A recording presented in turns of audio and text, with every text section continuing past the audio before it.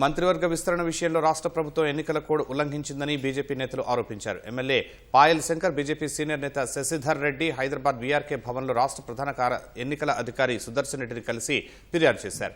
మంత్రివర్గ విస్తరణకు ఈసీ అనుమతి తీసుకోవాలన్న కాషాయ నేతలు అజారుద్దీన్ గతంలో జూబ్లీహిల్స్ లో ఎమ్మెల్యే పదవికి పోటీ చేశారని గుర్తు చేశారు. ఓ వర్గం ఓట్ల కోసం అజారుద్దీన్ కు మంత్రి పదవి ఇస్తున్నారని బీజేపీ నేతలు ఆరోపించారు. కోడ్ ఉల్లంఘించిన విషయంలో సంబంధిత అధికారులకు ఈసీ నోటీసులు ఇవ్వడం సహా మంత్రివర్గ విస్తరణను ఆపాలని కోరినట్లు సమావేశం తర్వాత వెల్లడించారు.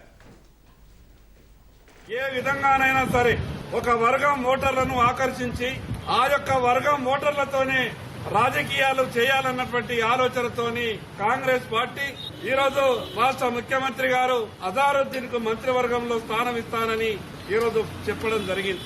కాంగ్రెస్ పార్టీని సూటిగా అడగదలుచు. 2 సంవత్సరాలైంది కదా మీ రాష్ట్రంలో మీరు అధికారంలోకి వచ్చి, ఇంకొక 10 రోజులు ఆగితే మోడల్ కోడ్ కండక్ట్ పూర్తయిపోతుంది కదా.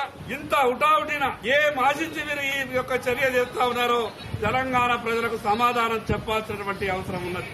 ప్రత్యేకంగా ఏ 20% వర్గం మీదనైతే మీరు ఆధారపడి ఈ రాష్ట్రంలో రాజకీయాలు చేయాలనుకుంటున్నారో మిగతా 80% వర్గం కూడా మీ యొక్క చర్యలను గమనిస్తా ఉన్నారు.